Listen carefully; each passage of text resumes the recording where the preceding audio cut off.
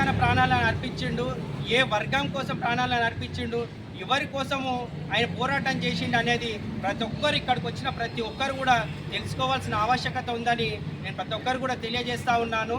ఆయన 1600వ శతాబ్దంలోనే అప్పటి మొఘలాయులు వాళ్ళ పైన వాళ్ళు కప్పం కట్టమని చెప్పి గ్రామాలలో మండలాలలో ప్రతి ఒక్కరిని కూడా హింస పెట్టి రజాకార్ కాలంని ఒకసారి తలపించే విధంగా అంతకంటే ఇంకా కూడా ఇబ్బందులు గురి చేస్తున్నప్పుడు ఆ మొఘలాయుల పైన ఖచ్చితంగా మనము ఏదో ఒకరోజు తిరుగుబాటు చేయాలి.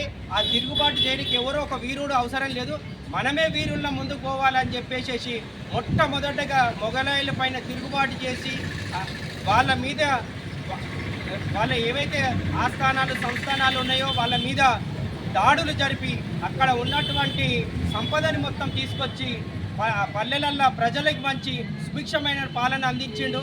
ఆయన అట్లా చేసుకుంటూ 1 కాదు 2 కాదు 3 కాదు దాదాపు 21 కోటలు, జాఫర్గఢ్ కోట కావచ్చు, కిలాషాపూర్ కోట కావచ్చు, భువనగిరి కోట కావచ్చు, ఇలా ప్రతి ఒక్క కోటలు జయించుకుంటూ అంచెలంచెలుగా చివరికి గోల్కొండ కోటను కూడా ఏలి ఒక బహుజనుడు గోల్కొండ కోటను ఏలిండు, ఒక రాజయిండు, సుభిక్షమైన పాలనను అందించిండని మనం చరిత్రలు చెప్పగానే చెప్తా ఉన్నాయి. అంత గొప్ప వీరుని తెలంగాణ వచ్చేంత వరకు కూడా ఆ వీరుని చరిత్రలని గత ఆంధ్ర ప్రభుత్వాలు ఆంధ్ర పాలకులు ఆ చరిత్రని కనుమరుగు చేసిర్రు. అలాంటి గొప్ప వీరుని మనం స్మరించుకోవాలి. అలాంటి గొప్ప వీరుడి ఆశయాల కోసం మనం అందరం కూడా నడవాలి.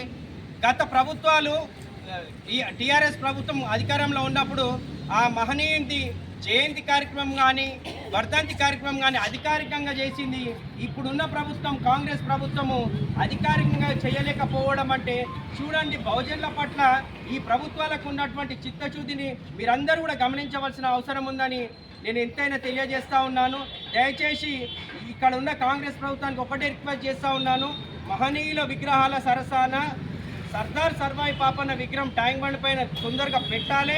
సర్దార్ సర్వాయి పాపన్న జీవిత చరిత్రని పుస్తకాలలో కూడా తొందరగా ప్రచురించాలి. ఈ జాతికి, ఈ తెలంగాణ, ఈ భారతదేశానికి మొత్తం కూడా ఆయన చరిత్ర తెలుసుకోవాల్సిన అవసరం ఉంది. కాబట్టి పాఠ్యపుస్తకంగా పెడితేనే నేటి విద్యార్థులు కూడా చదువుకొని ఆ మహనీయుడు ఎందుకు ఇంత గొప్పవాడయ్యిండు, ఎవరి గురించి అని తెలుసుకోవాల్సిన అవసరం ఉంది. మనము మన సర్దార్ సర్వాయి పాపన్న విగ్రహాన్ని పెట్టడానికి వెనక ముందు అర్థం, ఆయన చరిత్రని వెనక ముందు అర్థం ప్రభుత్వాలు వర్ధంతులు జయంతులు చేయడానికి వెనకాడతారు. కానీ లండన్ ఆల్బర్ట్ మ్యూజియంలో ఆ మహనీయుని చరిత్ర ఇప్పటికి కూడా దాగి ఉన్నది. ఎంత గొప్ప వీరుడు అంటే బ్రిటిష్ వారు కూడా ఈ వీరుని ఇప్పటి కూడా ఒక మ్యూజియంలో పెట్టుకున్నారు, ఆయన చరిత్రని, ఆయన వాడిన కత్తులని. అలాంటి గొప్ప చరిత్ర గల ఈ సర్దార్ సర్వాయి పాపన్నని మనం అందరం కూడా స్మరించుకోవాలని కోరుకుంటూ, ఆ పాపన్న ఒక్కరి కోసము, ఒక కులం కోసం, ఒక వర్గం కోసం ఎన్నడూ కూడా కొట్లాడలేదు, ఎన్నడూ కూడా తప్పించలేదు. ఆయన సబ్బండ వర్గాల కోసం, బహుజనుల కోసము తిరగబడ్డాడు.